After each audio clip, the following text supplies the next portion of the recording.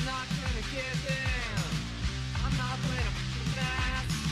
I'm not scared around you. You can't use that shit on me. Happy and free. Powerful positivity. Say what you believe in. Try fighting uphill with me. Avoid the dangers of conformity. A lot of us with no action. Destroy this corporate thing.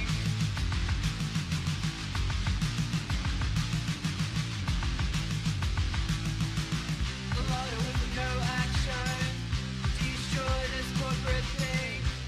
Brave your ancestors for the power you need. We're not gonna give in. I'm not wearing a mask. I'm not scared around you. You can't use that on me. Happy and free. Powerful positivity. Say what you believe in. Try fighting uphill with me. Avoid the dangers of conformity. A lot of us with no action. Destroy this corporate thing. Pray your ancestors for the power you need. Pray your ancestors for the power you need.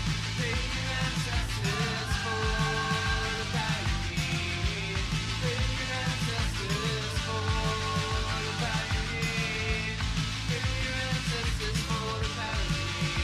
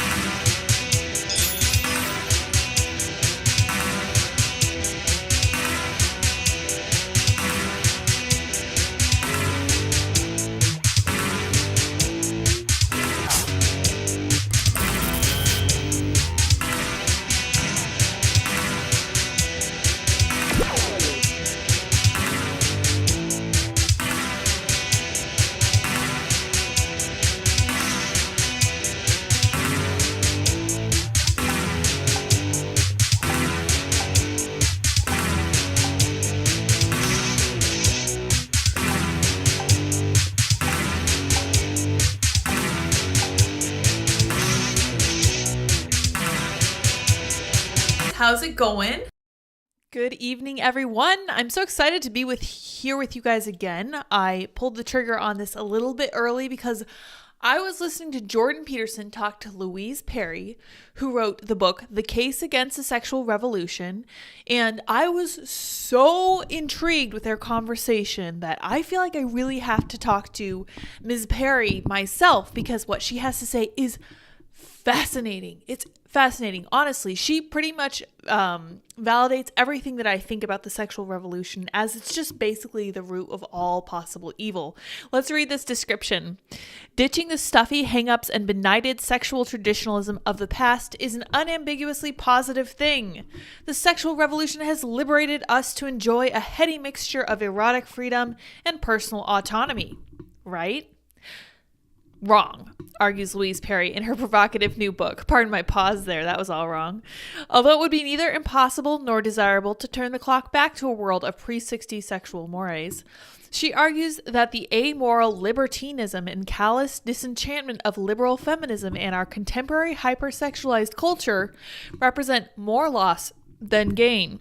The main winners from a world of rough sex, hookup culture, and ubiquitous porn, where anything goes and only consent matters, are a tiny minority of high status men, not the women forced to accommodate the excesses of male lust. While dispensing sage advice to the generations paving the price for these excesses, she makes a passionate case for why new sexual culture built around dignity, virtue, and restraint. This countercultural polemic from one of the most exciting young voices in contemporary feminism should be read by all men and women uneasy about the mindless orthodoxies of our ultra-liberal era. I have been looking for a female role model who thinks along kind of the same lines as me for a really long time, and I finally feel like I've found a really good one. So I'm so excited to read more from Louise Perry. I honestly think this will be, Andy and I are budgeting really, really carefully, like Dave Ramsey style. So I'm going to have like a really small chunk of change that I can use for this kind of thing, and I am going to prioritize getting this book top of my list and my personal funds. I am so stoked to read it, and listening to Jordan Peterson talking to her about this stuff, freaking amazing. Absolutely amazing. I think I'm going to share the link to, I always listen on Google Podcasts because I'm able to cut out silence, which I'm very ADD, so that enables me to listen to stuff even faster. Like I listen to Ben Shapiro at 1.5 times speed, and I also take out the silence, so it sounds like he's just crazy person. He sounds like a hummingbird talking. It's wild. Really recommend it, but I'll probably share the link from that on my Twitter. If you guys don't follow me on Twitter, I really recommend it. That's where I share a lot of the stories that I talk about here. Over there, I am also Sour Patch Lids. So I kind of just wanted to open today's show talking about this because I found it funny. Speaking of gender roles, scrub away those extra pounds. Cleaning the kitchen once uses up more calories than dancing. Fascinating. Scrubbing the kitchen may be one of those chores you might be tempted to put off. Yeah, I did today. Unfortunately, I was really tired. I took a nap instead, and now I'm like, oh gosh, why didn't I do that?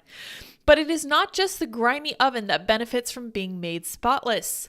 Blitzing the kitchen for 50 minutes burns more calories than ballroom dancing or a bike ride of the same duration. That's crazy, and that's awesome.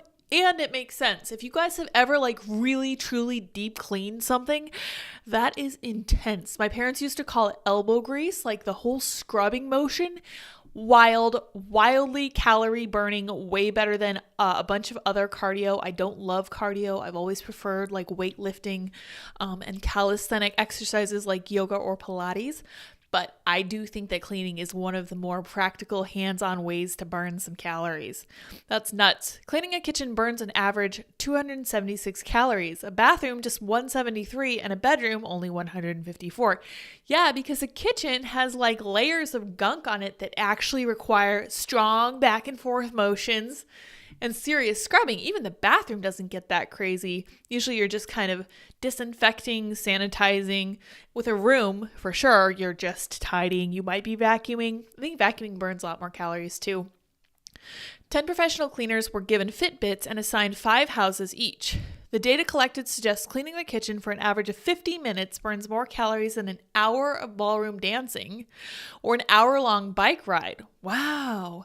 Responding to the new findings from US-based cleaning service Homoglow, Professor Amanda Daly, professor of behavioral medicine at Loughborough University, said housework can get your heart pumping. It certainly can, but it does not really help to lose weight as it often only uses a relatively small number of muscles. Yeah, that makes sense. So Joe Mitten, a personal trainer based in Cambridgeshire, suggested rather than bending over an oven to clean, bending over to clean something, squat down and hold the squat. That's a really good idea. Life hack, guys. If you do have to clean the kitchen, make sure that you're squatting while you do it. You will burn a few extra calories that way. I just thought that was really fun and funny to think about because I think most people discount the power of using your everyday activities to burn a few extra calories. Like sweeping is probably a really good use of calories, and definitely vacuuming for sure. And I think probably moving boxes is definitely high on the list. Making beds, probably also high on the list. I feel like having kids in general has got to be really, really good for burning your calories, honestly. Every time I think about calories, I'm like, people are constantly concerned with burning calories and all this other stuff. None of us ever really think about how awesome it is that we are able to use calories so efficiently. I had a friend who had type 1 diabetes, and she showed me a Snickers, and she's like, it just occurred to me that this Snickers has enough energy in it to fuel you for like 5 hours. And I was like, yeah, but you definitely shouldn't because that's horrible for your blood sugar. And she's like, yeah, I know. I'm just telling you. I think it's interesting. And I was like, yeah, it's really interesting.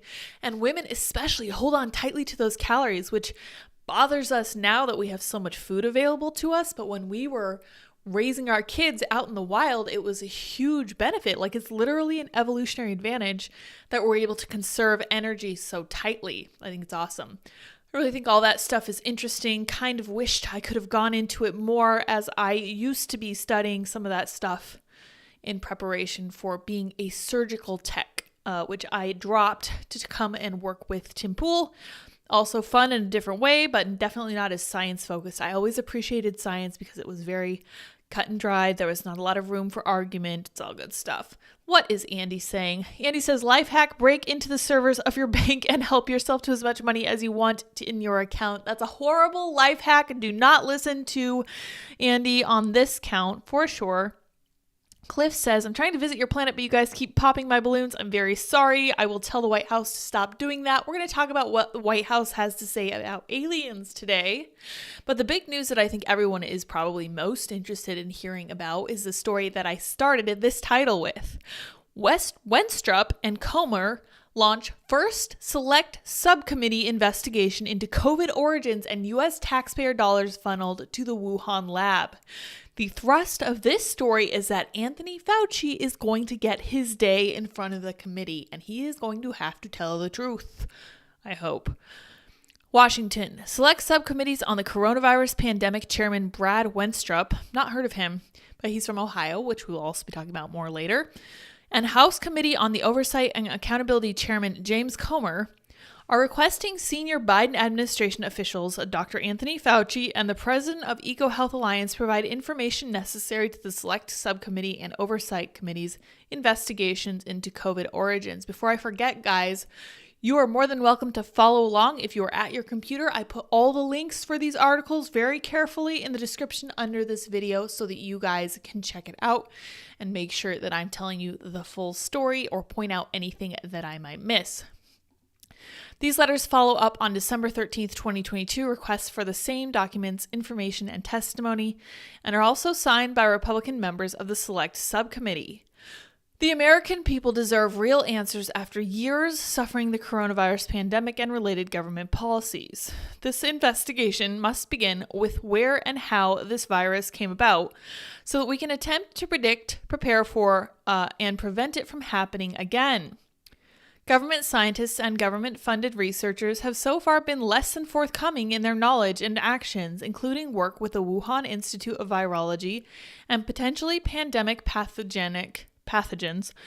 We can accept more years of stonewalling. The Select Subcommittee on the Coronavirus Pandemic is committed to conducting a proper investigation that the American people have demanded, said Select Subcommittee Chairman Wenstrup. Absolutely, 100%. I'm so excited to hear this because I know that all of you guys are really gung-ho to get some of these people who inflicted this pandemic lockdown nonsense on us under a microscope, because they do have some explaining to do. For example, oh gosh, I'm going to pull this up right now. I just saw masks do nothing. I saw this article earlier yesterday, and I forget, I think it's from Yahoo News, but it was something along the lines of masks don't do anything. Let's see if we can find it. Yeah, face masks made little to no difference in preventing the spread of COVID, a scientific review finds. I don't know if you remember this, but a lot of kids lost a lot of progress with their speech and language development because they weren't able to see people's faces.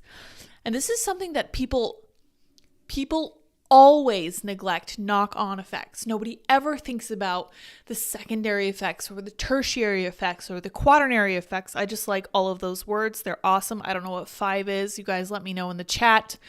But it's so frustrating to look at each of these policies and be like, how did no one realize that this would be what would happen?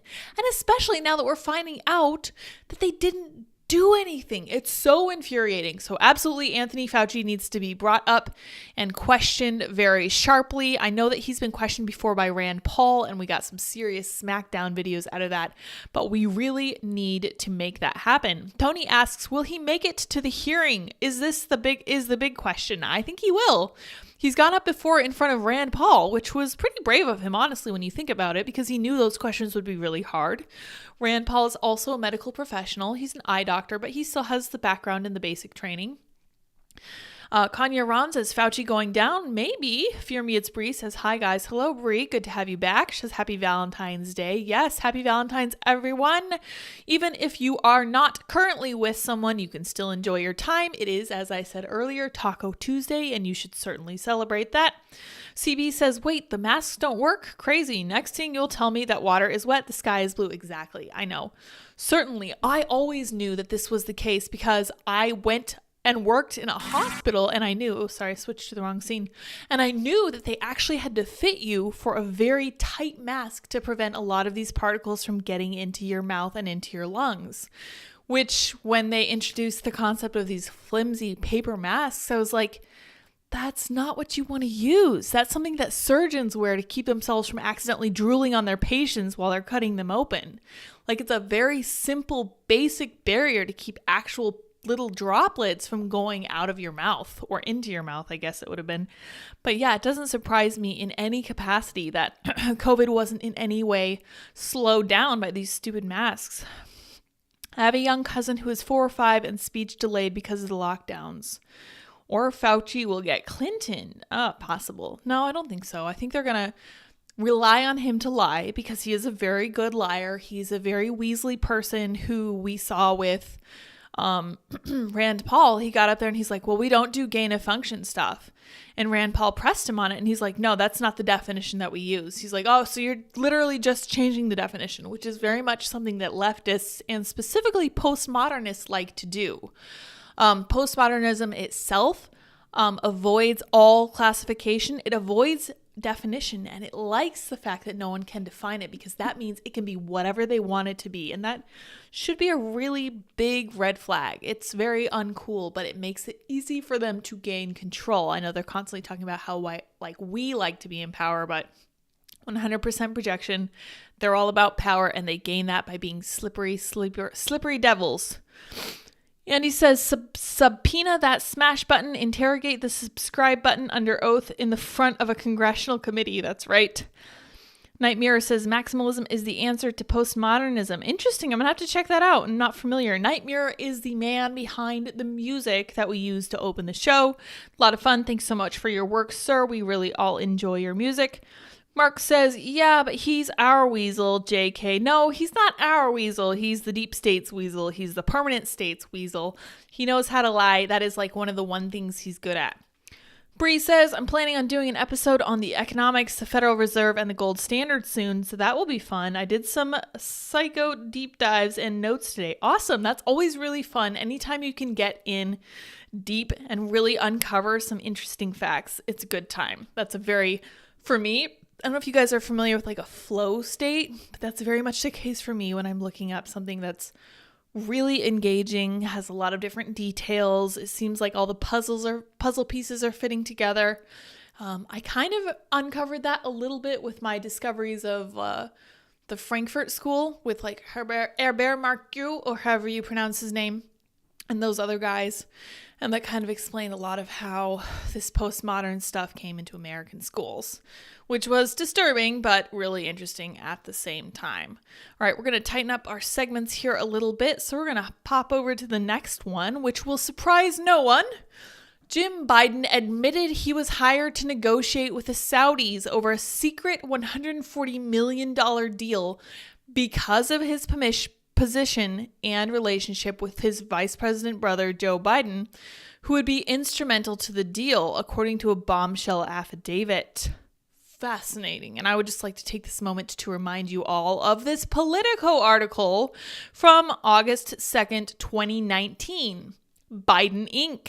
Over his decades in office, middle-class Joe's family fortunes have closely tracked his political careers. And this is exactly what he's talking about. This is his brother, Jim Biden. This is Hunter. Obviously, that's Joe. President Biden's brother was hired to engage in secret negotiations with the Saudi government on behalf of a U.S. construction company because of his relationship with the then vice president, legal documents claim. No one is surprised by this, but I am very glad it's coming to light, and I want all of it out in the open. Literally all of it. I want to know about Joe Biden's sister-in-law. I want to know about his nieces and nephews. I want to know about his cousins. I want to know about everybody who has benefited from the fact that Joe Biden has had a position of power for 50 years. 50 years. Crazy. Jim Biden was selected because Saudi Arabia would not dare stiff the brother of the vice president who would be instrumental to the deal. A bombshell affidavit obtained by DailyMail.com alleges Joe's younger brother, Jim, 73, was at the center of a $140 million settlement negotiation between Hill International and the Kingdom of Saudi Arabia in 2012. According to the documents, Jim told a former senior U.S. Treasury official working as a private investigator that he was hired to negotiate with Saudis because of his position and relationship to Joe Biden, who led delegations to Saudi Arabia at the time. Here they are together. They do look very similar. They're both very old and frail. Geez, Joe's obviously had a lot more Botox than Jim has. Very close in age. I'm not actually going to read the affidavit. Let's see if we can get it. Yeah, professional services provided. Yeah, there's a lot of names that I don't fully recognize. I would need more context to make sense of it. It says a February 2011 contract obtained by DailyMail.com shows Hill International hired 3 law firms, R.L. Walker & Co., Langford & Reed, and Pobletti Tamargo, to help rake back $140 million from the Saudis. Shocking. In an affidavit, the former Treasury official Thomas Sullivan described his sit-down interview with Jim Biden about being hired to negotiate with the Saudis. Sullivan claimed the president's brother told him, of course, the Biden name didn't hurt, and Jim's wife Sarah, yes, that's his sister-in-law, who was present, allegedly said Joe and his brother told each other everything. Wow, I'm sure... Again, trying not to swear, I'm sure they did. I'm sure they effing did tell each other everything, because we also know that Joe Biden, who claimed that he didn't know anything about Hunter's business dealings, literally shared a bank account with his son. He knew everything. He shared a bank account. He shared a phone number. Hunter rented from him. Hunter literally drove his green Corvette from that stupid ad from the same garage where those stupid classified documents were found. Good times. Biden stated that he was often sent to meetings to represent Hill because, of course, the name didn't hurt and he was a former vice president's brother, or words to that effect. He repeated this statement at least twice during the interview. I asked specifically if he had attended a meeting with the Saudi Ministry of Trade in mid-February 2012 to receive their final payment for the work Hill had performed. He answered that, to the best of his memory, he had been to such a meeting, and the reason he was attending was because of his position and relationship with his brother. Of course, this is literally just influence peddling, and they used Biden's family members to make sure these things happened. Absolutely wild. In February 2011 contract obtained by the Daily Mail showed Hill hired those 3 law firms, right? This we know. But Langford and Hill claim Langford and Reed, one of the law firms, claims Hill also hired Jim around 2011 to fix a backdoor settlement for $100 million and failed to pay the lawyers their 40% cut after years of working on the case. That is a great way to make sure that people rat you out, is by not paying them. In a May 2022 affidavit, Langford and Reed partner V. Thomas Langford described the alleged double cross. Shocking that the Bidens would double cross someone, isn't it? These people are so honest. After many delays, a meeting was finally scheduled for mid-February 2012 in Riyadh, Saudi Arabia. The professional firms were excluded from the meeting. Hill, acting through its CEO Irvin Richter, sent Jim Biden, the then sitting vice president's brother. So instead of using the law firm they'd hired, they just sent Jim Biden because his last name was Biden. Honestly, this is kind of making me glad that littlest Biden, who the family disowns, is not going to have his last name, because there is so much shame affiliated with his last name. It's honestly disgusting. Like, really, really gross people. Like, the worst people that I can imagine. But, oh my gosh, this is no surprise to anyone, I'm sure, but it's just a bigger part of the picture. And the fact of the matter is, at the end of the day, not many Democrats think that Biden is a good leader for the party. Who could have predicted this? Remember when he was on stage at that Democratic debate and his eyeball looked like it exploded with blood? That was disturbing, and it should have been a sign, could have been a harbinger of his entire presidency. Incredibly distressing, looking like death, and very threatening to the people around him. That's basically Joe Biden's presidency, and we should have seen it as a sign that it was. 12% of Democrats want Biden to be the leader of the party. A dire new poll shows the president's backing is dwindling among his own supporters ahead of a 2024 announcement. Right, so he's gonna run again. We know this, and he's going to try to be super, super progressive, and it's not going to work. He's really just a super old man with super dementia, and he's being dragged along. He's being like Weekend at Bernie's through this because they refuse to allow someone else to take the presidency. Now, if they had character or morals, they would say, you know what? It doesn't matter if a Republican wins. We really do want what's best for the country, and what's best for the country is so clearly not to have a dementia patient in charge of everything. I mean, duh. I can't even imagine what their thought process was when they did this. Oh, right.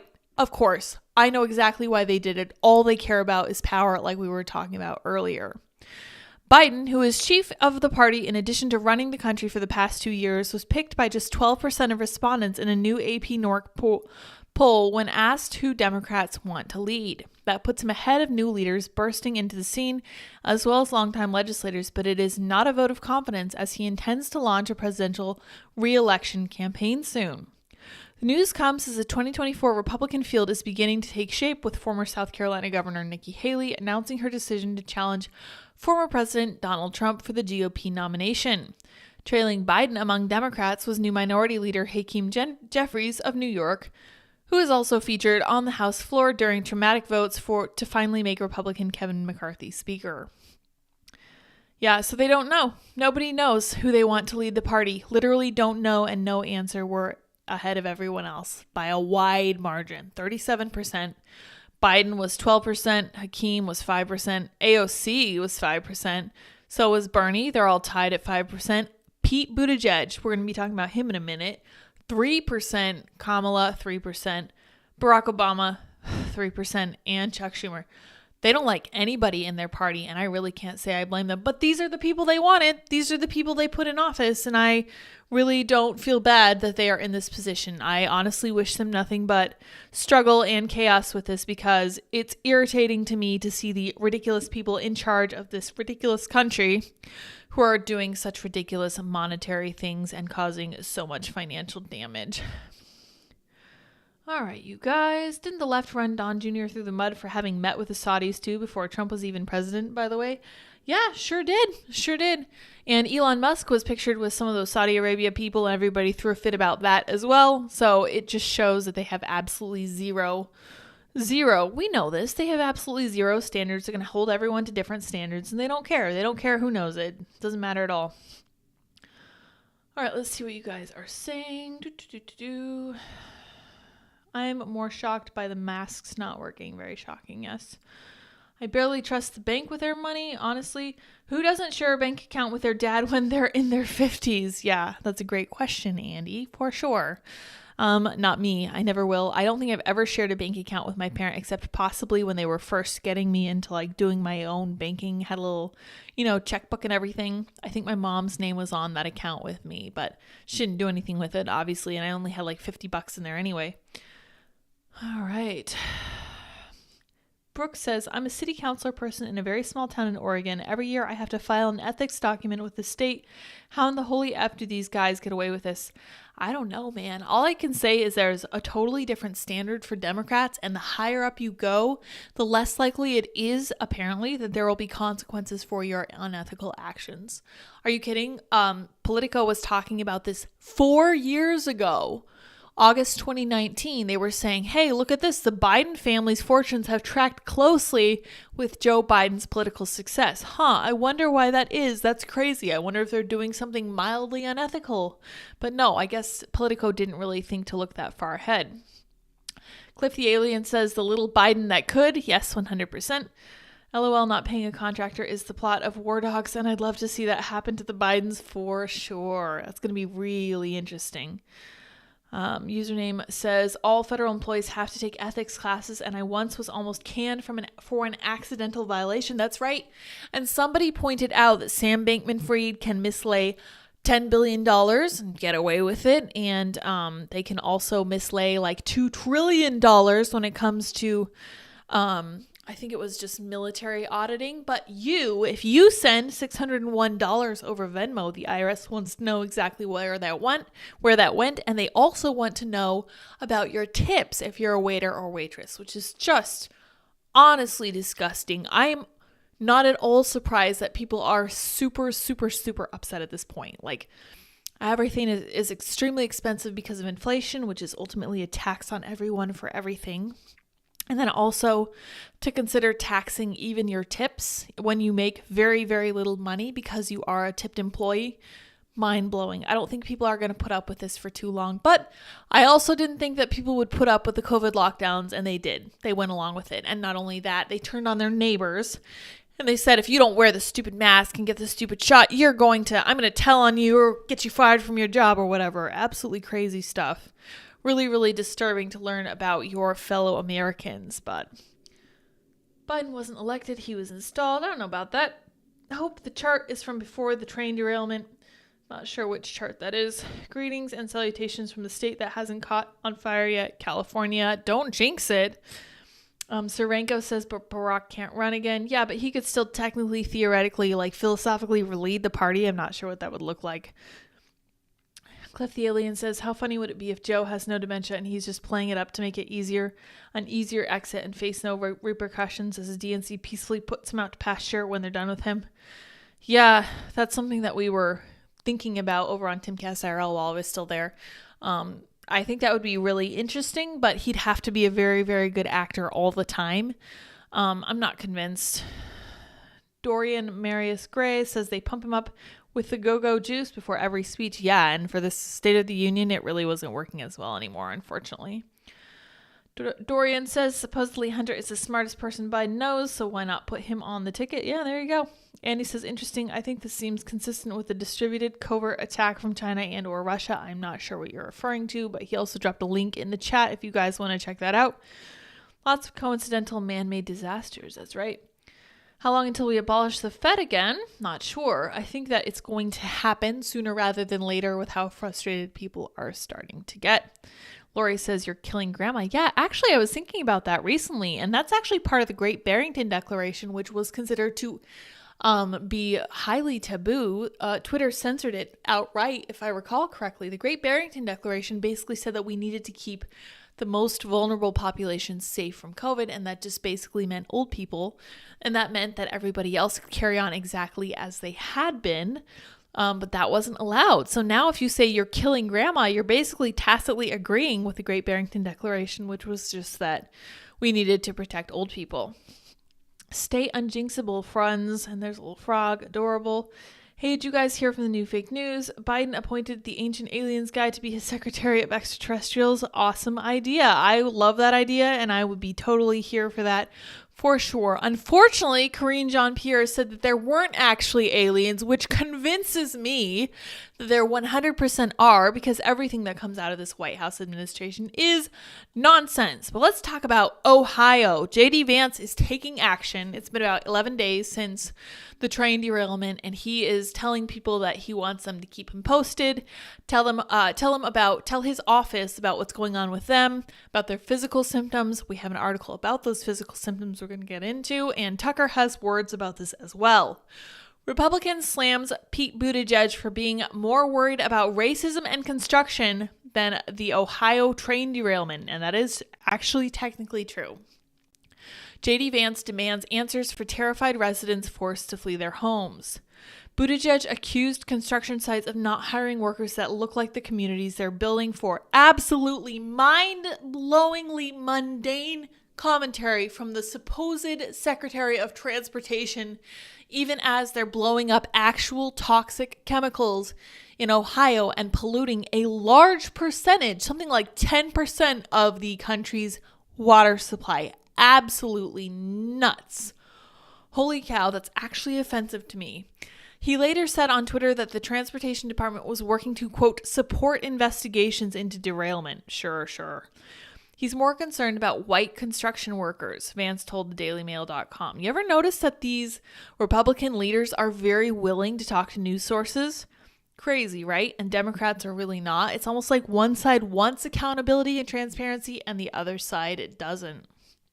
Ohio's Republican Senator J.D. Vance said he is certainly not satisfied with Transportation Secretary Pete Buttigieg's handling of the train derailment in East Palestine, I guess it's pronounced. He's more concerned about racism and white construction workers, Vance told dailymail.com. Explaining what he's looking for out of the Transportation Department, Vance said, I'd like to see more investigations. I'd like to see some openness about what the regulatory failure was. Buttigieg has said on Twitter his agency is supporting ongoing investigations into the fiery 50-car derailment on February 3rd and will work to, quote, ensure accountability. Sure, he will. But the 41-year-old transportation secretary took heat on Monday during remarks at the National Association of Counties conference for failing to address the derailment that spilled toxic chemicals and forced thousands to evacuate their homes. During his remarks, Buttigieg accused construction sites of not hiring workers that look like the communities they're building for. We have heard way too many stories from generations past of infrastructure where you got a neighborhood, often a neighborhood of color, that finally sees a project come to them, but everyone in the hard hats on that project doing the good paying jobs don't look like they came from anywhere near the neighborhood. Pete Buttigieg makes me want to take the Canadian way out. I don't know if he's just like so unbearably white that he doesn't know how construction works, but in my personal anecdotal experience, which you're welcome to take with a grain of salt, a huge percentage of construction workers are Hispanic. Many of them are black. Even if they are white, they're roughnecks. They're townies, as they call them here. And they're just very, very rough and ready guys. And it should not matter what race they are if they're building the things that a community needs. And I don't believe that the barrier to entry for construction jobs is particularly high. It's probably higher than, for example, moving or sanitation, but I don't think it's that high. I don't think they're excluding people certainly on the basis of race. If you can hold the sign, if you can make sure that the concrete gets poured, you're going to find work in construction. I don't believe, and you guys are more than welcome to correct me if I'm wrong, I could certainly be wrong, I don't believe you need an advanced degree to work on a construction site. That seems to me to be consistent with the blue-collar nature of the job. He also praised infrastructure projects in the works throughout the nation, calling it an exciting time as a $1.2 trillion bipartisan infrastructure law poured funds into the transportation sector. Great, giving Pete even more money to play with. Meanwhile, White House Press Secretary Karine Jean-Pierre insisted the Environmental Protection Agency is working hand in glove with the state of Ohio. No, I don't trust the EPA further than I can throw them, because I don't know if you guys recall, you probably don't, there was a mining spill in Colorado in 2015. 3 million gallons of toxic mine waste were dumped into a river, and just allowed to flow through and disperse throughout the entire region of the state. And the EPA denied responsibility and refused to pay what they were demanding. The state was demanding they pay to reimburse them for the damages caused to the state. And it was disgusting. The pictures from the river were bright yellow. It looked like mustard. The before picture is an incredible, wild running, glorious high altitude river like Colorado is honestly very famous for. And water is in tight supply in Colorado. This is not something that they can afford. Colorado could not afford $3 million gallons, worth of toxic mining chemicals to be dumped into their river system. It was insane to me. The EPA denied all responsibility and refused to pay for it, and they will never be held accountable for it. And with people like Karine Jean-Pierre and Pete Buttigieg at the helm, they absolutely never will be held accountable for it. Onlookers had been waiting for the transportation secretary to address the train derailment in East Palestine that caused a toxic chemical to leak and evacuation of some 5,000 local residents. About 50 cars on a Norfolk Southern Railroad train veered off track while traveling from Illinois to Pennsylvania. The train had been carrying toxins like vinyl chloride, phosgene, which is the chemical weapon used in World War I, and hydrogen chloride. All of these things are incredibly toxic to humans and animals alike. According to the National Cancer Institute, vinyl chloride is associated with an increased risk of a rare form of liver cancer, as well as primary liver cancer, brain and lung cancer, lymphoma, and leukemia. Wonderful, wonderful. And Pete Buttigieg is talking about racism in construction. Jeezy, Pete. This administration is so frustrating. Officials carried out a controlled burn of the spillage and evacuated residents within a 1-mile radius of the incident. I don't think that was enough. Residents of the small town along with Pennsylvania-Ohio border were allowed back after tests confirmed the air and water were safe. Sure. Yeah, I'm sure they're very safe. Well, let's look at this before we move on to Tucker talking about it. Ohio residents are hit by a wave of sickness after train carrying toxic chemicals exploded and engulfed surrounding neighborhoods in black smoke. Let's see the timeline on this one. Health concerns for Ohio residents are growing after a train carrying toxic chemicals, blah, blah. East Palestine resident Melissa Henry told the Associated Press her youngest son's eyes burned red as a tomato and he was coughing a lot before the family evacuated. So this is before everybody evacuated, but people were having physical symptoms, and I truly don't believe that once they go back, things are just going to be hunky-dory. I don't think that will be the case at all. If only it were that simple, but I'm starting to think that nothing is ever that simple. But let's listen to what Tucker Carlson has to say about this, because he always has that good feedback. Make sure everything's properly turned up. All right, let's go. What we know for certain tonight is that there is chaos in America's domestic airspace. That has never happened before. It's not a good sign. There's chaos on the ground, too, a lot of it.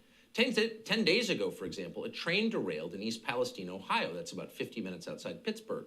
Apparently, there was some kind of mechanical failure. We still don't have details on what that failure was. Of course we don't. We do know about 50 cars derailed. At least 10 of them were carrying thousands of gallons of highly dangerous chemicals, including vinyl chloride, which causes cancer. Watch. It started with a thunderous boom and then a huge plume of thick black smoke that could be seen for miles.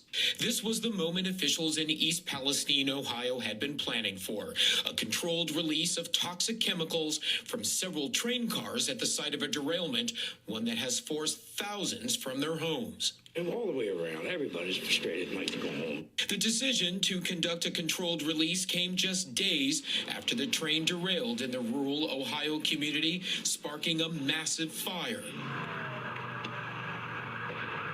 As the blaze continued to burn through the weekend, concerns quickly escalated. That's because 5 of the train cars carried the chemical vinyl chloride, an unstable material with the potential to explode, shooting deadly shrapnel up to a mile away and releasing toxic fumes into the air. We don't want to second guess anybody. We got to assume everybody involved was doing their best under a highly stressful situation. But did you see that mushroom cloud?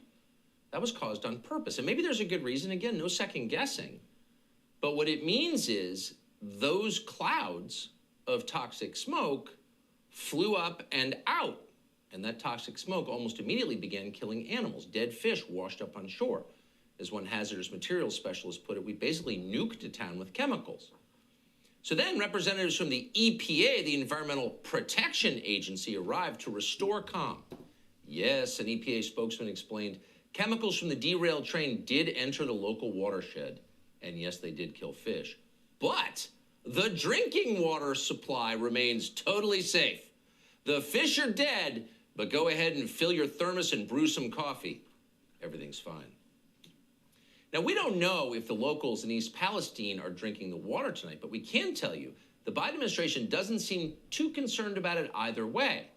Donald Trump got over 71% of the vote in the county in the last presidential election. That's not exactly the Democratic Party's core demographic. Fentanyl, toxic waste spill, whatever. They're not our voters. And by the way, what does a chemical spill have to do with climate change? If you can't use it to sell solar panels, it's not really an environmental disaster. That's the rule in Washington. So no one in the Biden administration bothered to issue warnings to communities that might be in the path of those toxic mushroom clouds you saw floating up from the train wreck, because no one cared enough to do that. Pete Buttigieg is the official who's supposed to be in charge of our transportation infrastructure. Technically, he's the transportation secretary. At an appearance today, he seemed to have no idea that there was a train derailment in East Palestine, Ohio. His real concern, he explained, is that we have too many damn white construction workers in this country. I honestly can't believe that Poot. I'm going to call him that from here on out. I'm going to call him Poot. That's his name. You guys can just deal with it. You'll know exactly who I'm talking about.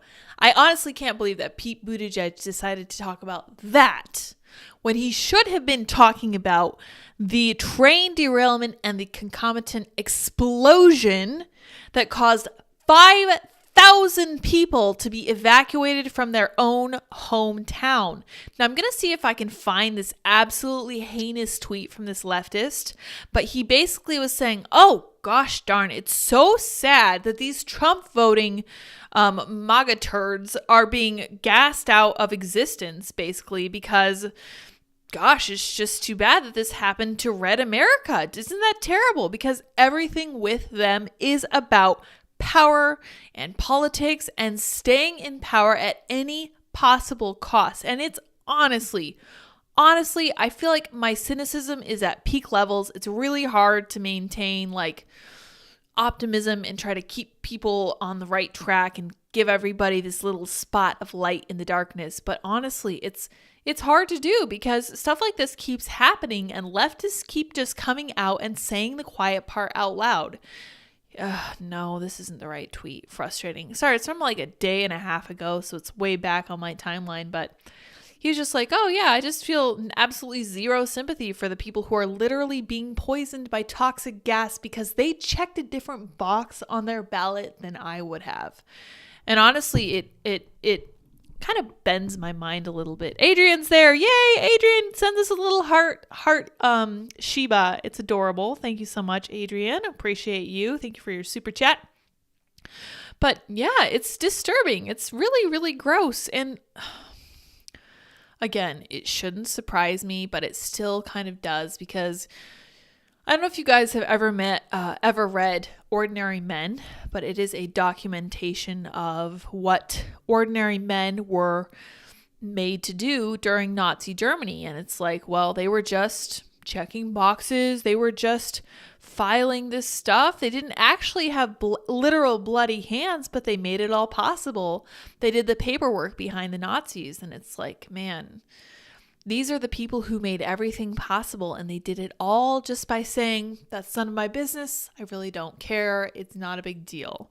And the guy who tweeted out this image of, Red America being poisoned by toxic fumes and said, haha, shouldn't have voted for the wrong person, is just a sign of that. He is the kind of person who would do the paperwork for the Nazis, and he would think nothing of it.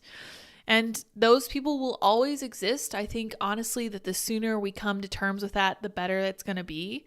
But it is hard. It is hard. And I would really like to believe that people are great and they'll be nice and they're just going to have our best interests at heart. But at the end of the day, this is really the value of personal responsibility because we can't expect people to be looking out for us. And I think that this is a good reminder that nobody's going to have our best interest in mind except for us. And we know that when we look at the government, but it should also be the case when we look at people around us, and we can't assume that everyone's good or nice. Let's see what you guys have to say. Welcome, Adrian. So glad that you are in the chat today. Poot Booty Juice is top cute. Top cat. Yes, 100%. I like that. That's a good nickname, is Poot. Nice. My mother-in-law owns houses in Arvada. I lived in a nice conservative county. Yeah, Arvada is a beautiful part of Colorado. Golden is also a beautiful part of Colorado. Colorado, by and large, is a very, very nice state. I really liked living there. It was very wide open. The streets were really easy to navigate. Of course, the mountains over on your left told you that you were facing north because they were over on the west. That was where the sun set. That really helped orient me as far as directions went when I was growing up. And I certainly missed that without them. Colorado is a blue mountain, is it? I don't know. Certainly for Pikes Peak, which was awesome. And a beautiful valley on both sides filled with red. Yes, exactly. Yeah, so Colorado does have a couple really, really blue cities that taint the entire state. So we got Denver and we got Boulder. Boulder is one of the last places in the country where you can get basically a 9-month abortion. And of course, they have very thick bulletproof glass on the front because people really don't like that, even in one of the most liberal cities in the country. Dorian Mary's Grace is just following orders. That's right. That's not a sufficient defense when it comes to trials for war crimes. Let me see if I can read your name here. RTS00. Thank you so much for your super chat, sir. $20. Kind of bummed this isn't called Trad Queen Story Hour. Love you though. It is Trad Queen Story Hour. I just typically don't introduce it as such. We might need to put something on the opening title. I think it's awesome. It is in fact Trad Queen Story Hours. Even in the book Battlefield Earth, L. Ron Hubbard says that Colorado Rockies looks like Purple Mountains. That's right. From my understanding, the line about Purple Mountain's majesty was written about the Rocky Mountains. I think it was Catherine Lee Bates who went up on Pikes Peak and was looking out at the plains and said, "This is amazing and beautiful," and it truly is. All right, my daughter, yep, Aurora, what's the stunt with this microphone? When playing video, are you not able to stream desktop audio? I absolutely am able to stream desktop audio, but it's not very loud. So we use everything we can get, and that partly just means turning the microphone that way. Last night you couldn't see it when I did that with the microphone, but tonight you could because ostensibly it's a little bit higher than it was last night. I think we need to put it in the title. Yeah, I think so too. The problem with Trad Queen Story Hour is that it's really long and I need every single character for the titles. Might just put it in the description of the video. That's a good idea. Air Bear, yep. I call him Booty Gag. Yeah. Adrian says, hey, tried to make it. We eat early because we are elderly. You guys are not elderly, Adrian. Definitely feel free to listen later or join us later, whatever you want to do. I know that my time is prime dinner real estate. I partly do it at this time because that gives you a chance to listen to both this and Timcast IRL at 8 p.m., which is always a good time as well. Andy says, but you can bring your dog into any store in Boulder, which is nice. That is nice. I agree. Mark says, I love Pikes Peak. I rode the train and ate at the top when I was a kid. Yes, our joke in our family was that one of my siblings was dropped on their head from the top of Pikes Peak. Obviously, it wasn't from the top of Pikes Peak. It was on top of Pikes Peak, but still, being dropped on your head is not a cool thing. Unfortunately, these things happen when you have like 3 little ones running around screaming. You can definitely bring dogs anywhere in Fort Collins. Yes, all of those cities are very hip and cool. Honestly, pretty liberal, most of them. I did some work in Fort Collins, and there was a possibility that we were going to end up there at CSU for my former husband's education. That did not end up happening because he was a white male, which is part of the reason that he went overseas for school, which led ultimately to the dissolution of our marriage, which is delightful. So I can at least partly blame feminism and affirmative action for the deterioration of my former marriage, but I'm so much happier now. Honestly, I view it as a good thing, definitely a silver lining. Lydia, I'm a big fan. Thank you so much. Are you familiar with Weld County? I am. I did a short stint in Greeley, which was really nice too, even though it smelled like dying cows during the summer. Rent was very affordable up there. That's where the University of Northern Colorado is. And even though they've gone super woke since then, really nice place to live, really low key kind of rural environment. And I had a good time. Psycho Clown says, I love the time slot. I listen to it as I'm making dinner. Awesome. I'm happy to hear that. That's entirely my goal. I'm glad Timcast put his chat in members only. I can read it now. Pete, paternity leave, butt judge. Yes, honestly. Your show perfectly aligns to my dinner time, so I watch while eating dinner. I'm in CST, and it's 5:42 p.m. here. Awesome. I'm very glad you can join us. That's great. Lids comes out pro-feminism. Kind of. Only in my own very specific instance. I don't know if you were here at the beginning of the show, but I was talking about this book about the sexual revolution, like how it was a huge mistake from Louise Perry. And she was doing a show with Jordan Peterson that I was really, really enjoying before the show started. And I wanted to share with you guys. All right, in Greeley, you can tell when it's about to snow because cow poop smell starts intensifying. It's true. That's Andy. True story, unfortunately. There's a very strong odor of cow poop sometimes. Kind of strange, but it's because they have meat processing plants and slaughterhouses and stuff up there. Because, as I said, it is super rural. Adrian says, I would like to point out his last name is Butt because he is a butthole. Thank you. Thank you. Appreciate that. That's some high quality commentary. I love it, Adrian. Thank you. We are now going to talk about Chelsea Handler, and I will present this first part without comment because it will speak for itself. Let me pause this here. All right. This is from Matt Walsh. Chelsea Handler wants you to know that she's really happy being a childless 47-year-old. Like, seriously happy. She's so happy, you guys. Okay, nobody say she's sad. She's not. Definitely not. I'll make sure the volume is up on this once again. The thing that I have made abundantly clear is that I do not want children. I say it on stage. I say it in interviews. It's too late for you, lady. It doesn't need to be a priority for you anymore. It's the first thing I say to myself in the mirror when I wake up each morning, right before I tell myself, God, you're a dynamic woman. Don't tell yourself lies, Chelsea. Kids don't respect me, and quite frankly, the feeling is mutual. And the fact is, there are millions of women just like me, but for some reason, every single one of us, at some point in our lives, is shamed by society for not wanting a baby. But these Fox News trolls are right about one thing. I am miserable. In fact, I was just scrolling through my Instagram feed the other day, realizing how miserable I am. I'm miserable on the beach, and then here I am miserable on the top of a mountain, and then here I am miserable scuba diving, and then I'm miserable again smoking a joint in a hot tub.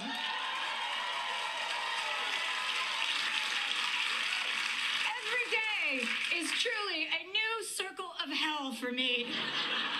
The simple truth is that I'm not having a kid because I'm happier without them, and that's really not of anyone's concern but my own.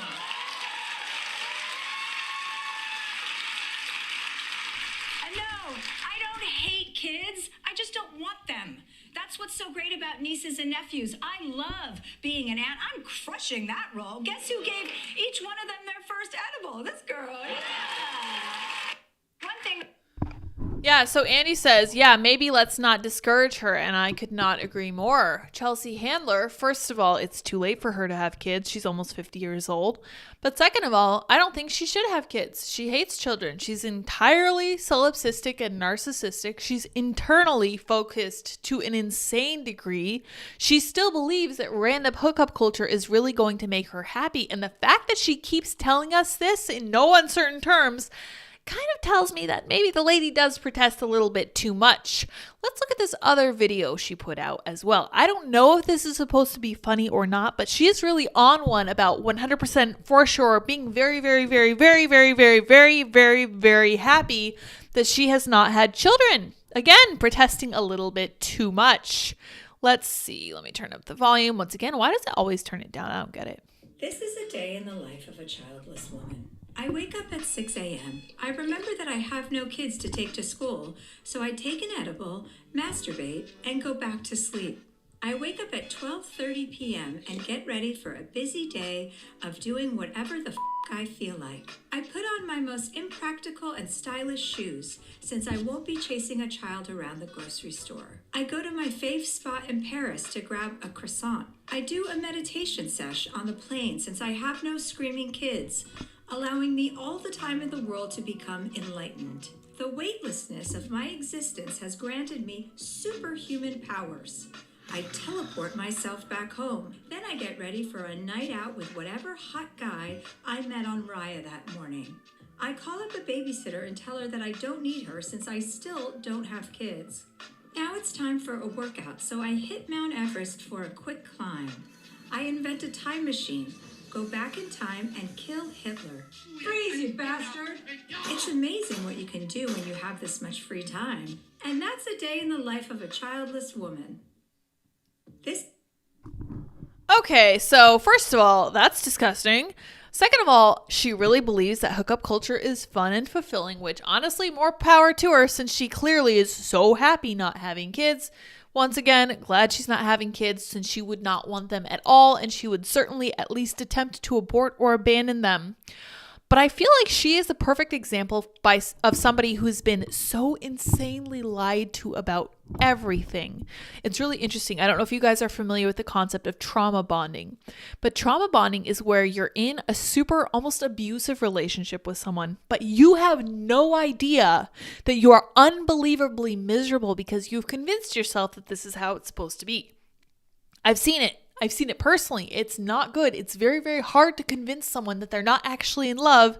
They have formed a kind of trauma bond with someone who is just consistently, sometimes emotionally, sometimes physically abusing them. It's a really big issue, and it's something that people need to understand before they get into relationships. Now, that's advanced relationshiping. What we're looking at here, where she's just texting someone and being like, hey, you want to hook up tonight, is really, really interesting. I think this is supposed to be a comedy bit, but honestly, spoiler alert, female comedian, we have no idea if it's comic at all because no one's laughing and there's no audience to tell us when to laugh.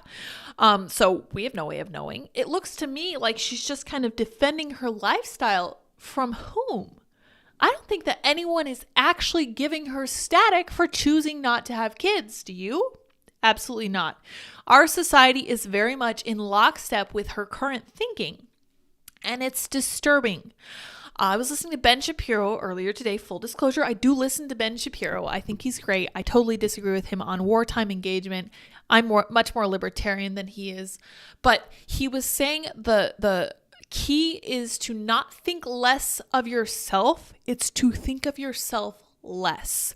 And I also follow an account on Twitter and Instagram called Save Your Sons that put out a little meme earlier today that said, if you feel helpless, the solution is to help someone else.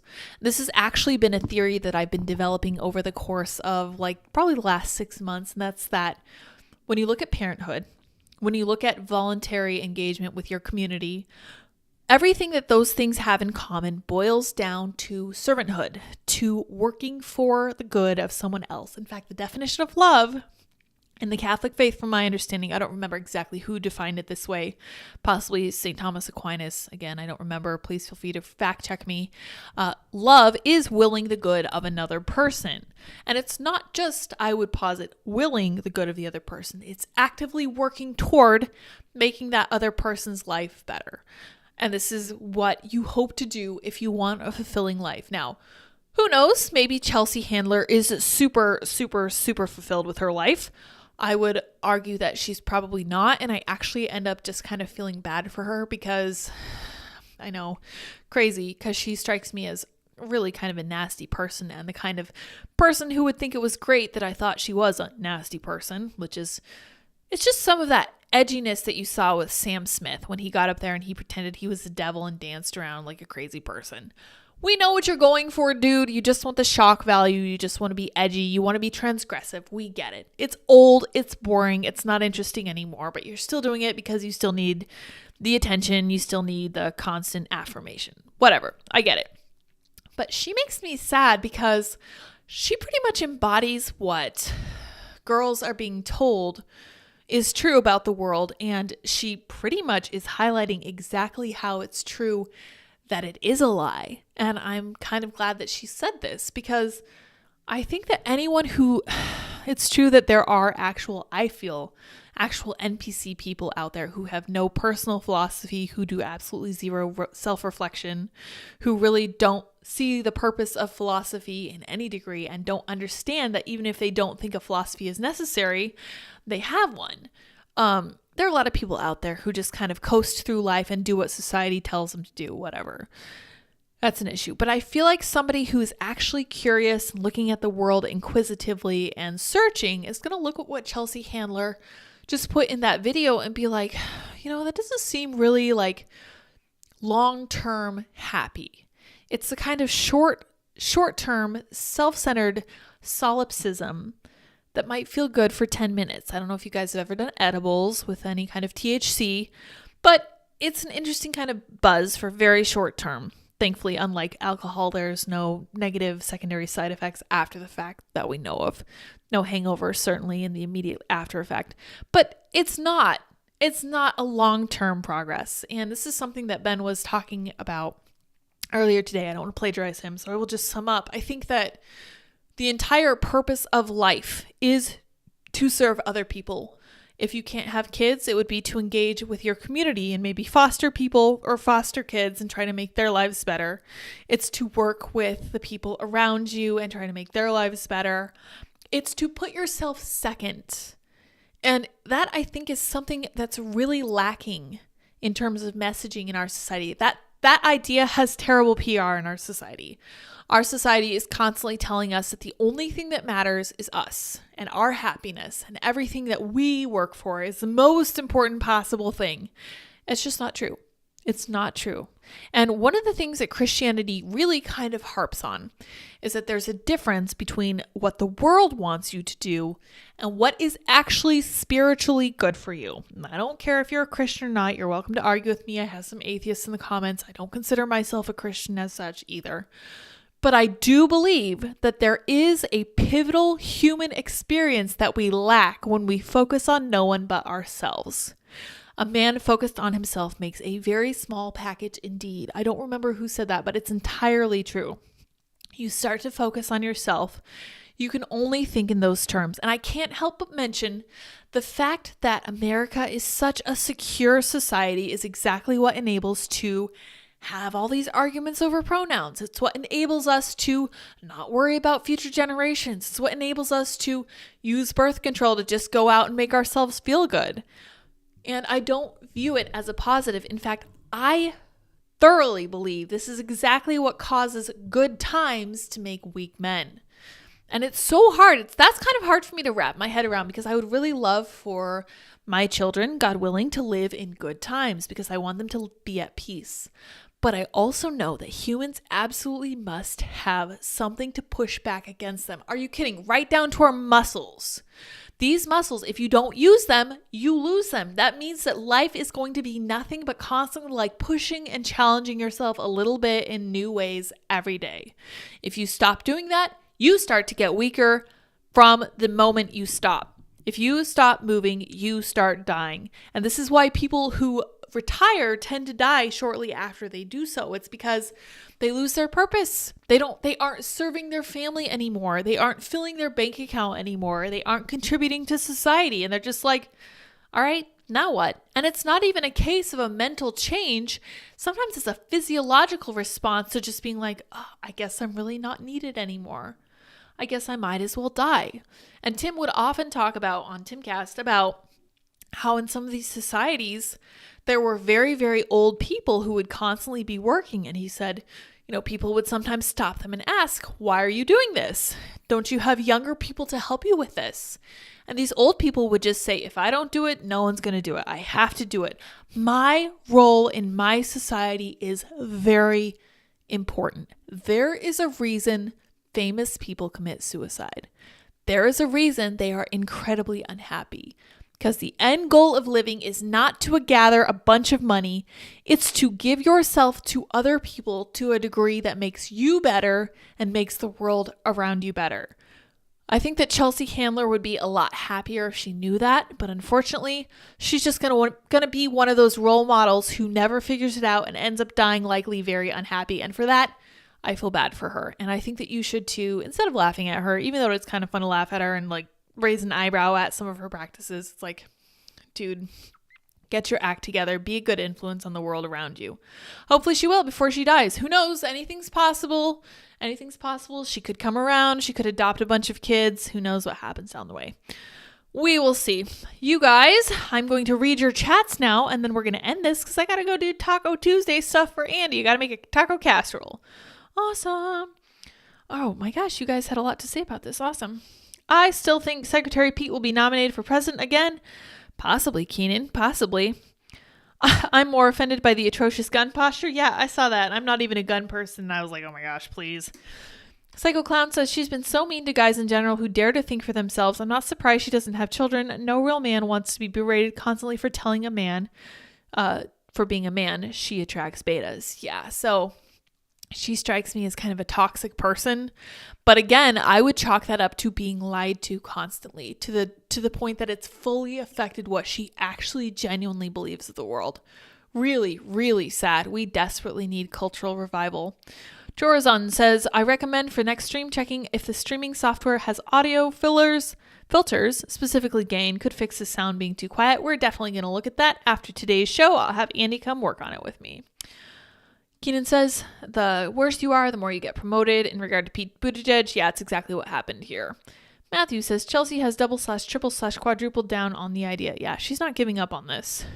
Dorian says it's fine if you want to be alone, but you don't have to convince others that you want to be alone. She does, though. She doesn't believe it herself, honestly. And that's in line with Shakespeare's line, methinks the lady doth protest too much. She does. She knows what the truth is. That's why she's talking about it constantly. She is not trying to convince anyone except herself. Adrian says, I've never had a one-night stand in my life. I do not understand how people trust each other to that point. I would believe I'd get murdered. Yeah, 100%. Yeah, one-night stands are crazy. I could not. Username 142 says, ew, who wants to hook up with a mummy? She's past cougar stage. She is. And she needs to stop talking about the potential of having kids. We know she's not going to have any. I think she's trying to convince herself so she doesn't have regretful feelings. Yeah. I feel like a lot of these people talk constantly to prevent themselves from ever having to self-reflect on what they've done. Everybody Smiles says how to distract yourself from self-harming with deep inside you know you're living a life with no purpose. Yeah. Scott says those one-night stands have likely dried up, pun intended, in favor of younger women. That's the other thing, too. I was thinking about, oh, yeah, let me just swipe and see this hot young thing I'm just going to hook up with tonight. Like, are you really? You're 47 years old, and I assume you're telling the truth about your age and your dating profile. Even if you're not, everybody knows who Chelsea Handler is. You can look up her age online. Dorian says, it's kind of like, let me tell myself that lie enough in times until I believe it. Exactly. Not a good year for the EPA. It is not. Yeah, 2015, the spill was right after Katrina. Interesting. Adrian says, I've been on her show a few times. I did not dig her energy. Yeah, that's not surprising at all. Misanthrope says, engaging with the community sounds unpleasant. You have to do it, though. And that means you might have to volunteer. You might have to find like a church to work with. You might have to find maybe big brothers, big sisters to help the young kids in the community. You might have to do like environmental stuff. Like when I was in Maryland, I was looking at a bunch of different organizations that were like focused on preserving nature. And that was a really fun idea too. That's a good way to contribute. It's something that we all have to do, even if you don't really want to. When you extend a hand, it enriches the soul. I'm appreciative when I have an opportunity to serve someone in need, says Casey. 100%. Yeah, it is. It's a gift, and it's something we should be grateful for. I feel like we should all jump on every chance we get to help others around us instead of getting, very small and insular and only focusing on ourselves. That's truly unfulfilling. Andy says, imagine being that addicted to external validation because you are so devoid of a deeper internal source of worth like religion, philosophy, building your family, or pursuing some calling on purpose. Yeah, exactly. Cliff the alien says it's so weird that we live in a time when counterculture is what the man is selling. Yep. Dorian says it's this whole boss bee culture that I cannot stand. Yeah, for sure. Adrian says she's mentally stunted at 24. Exactly. She's very much still in, oh, I'm cool, I do edibles phase. Like, that's not even cool. Everyone does that at this point. It's not edgy. She's also loaded. Her life is an elitist lifestyle, for sure. She literally talks about hiking mountains and scuba diving and all this other stuff. Like, she still strikes me as incredibly bored. Are you kidding? If I had all that other stuff to do, I would never do pot. But again, you can get sick of the most fancy things. And if you don't have someone that you truly love to do it with, it makes it even less fulfilling. If liberals are so happy, why do they feel the need to advertise it so often? Because they're not. We know they're not. And we can look at the research which says that a lot more of them have mental disorders than conservatives do. Nightmare, you have to build your children strong. That's correct. 100%. On that note, you guys should all go over to Twitter and Instagram and follow Save Your Sons. They put out really good content, really high quality, very focused on building families, making yourself stronger, making sure that you have what it takes to protect your family. Really good stuff. Cliff says, David Goggins and his war on comfort. That's everything you're talking about, Lids. Yes, David Goggins terrifies me because he is the kind of person who eats nails for breakfast and runs 45 miles within the first hour of waking up. Absolutely insane. I really do like Jocko Willink. He's awesome too.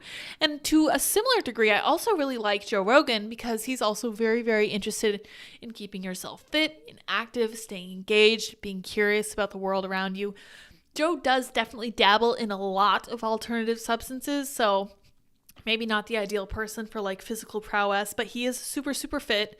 And he's so great. He's basically a journalist for, mixed martial arts. And he goes out to, why can't I remember the name of the organization that does those? The fights. I can't remember, but he's always the one who's there when, you get smacked down too hard and they're pulling you off the mat. He always gets down on your level with his microphone. He's going to get his interview one way or the other. He's great. I came in late. I keep forgetting you come on at like 5:45. I do, but technically we don't start until 6, and you're welcome to go back to the beginning. Dorian says, government is making it extremely difficult to raise kids. Example, CDC adding the jab to schedule for required vaccines for children in school. You know what this means? You should homeschool your children. And that's exactly what Andy says because we're on very much the same wavelength, 100%. And he also says people with no internal monologue always seem like they're trying to drown out what the voice inside is saying. Well, they just don't have the voice inside, which I think is actually a sign of being an NPC, but that's not a theory we're ready to get into today. Keenan says, let me find someone without an internal monologue. They can have any of the voices in my head. Good idea. Great strategy. You got to outsource sometimes. Artez00 says, whenever I have kids with someone I think a bit of a struggle or adversity would be best for them. No bulldozing problems on my watch. That's right. A different view says, Lydia, so are you still over there on the East Coast or back in Colorado? We're on the East Coast. I'm originally born in Israel, but raised in South Jersey. Mar Hawkins, LBJ area, do you know NJ? So we spent a year in New Jersey with Timcast, which was awesome. I actually really enjoyed the state. I thought it was geographically beautiful. It was kind of fun to explore. I walked around a lot of those neighborhoods at the beginning of the lockdown and looked at all the stores that were closed before we moved down to Maryland. New Jersey is not as bad as they make it seem.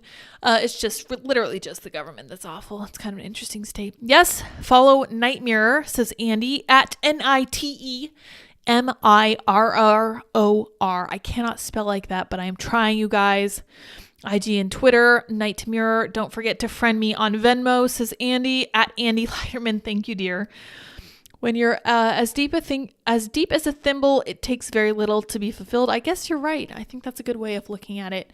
Maybe Chelsea Handler really does find it fulfilling to just do a bunch of weed and pleasure herself and be gross and weird and brag about how she doesn't have kids. But I'm going to wrap it here. Thank you guys all so much for joining me. I'm looking forward to more big news tomorrow. Maybe we actually will come up with something about aliens, since the White House has now told us that there are no aliens involved. So we know for a fact that it might actually be an option. Thank you guys again for joining me. Thank you all for your super chats. I will see you all tomorrow. Until then, bye guys.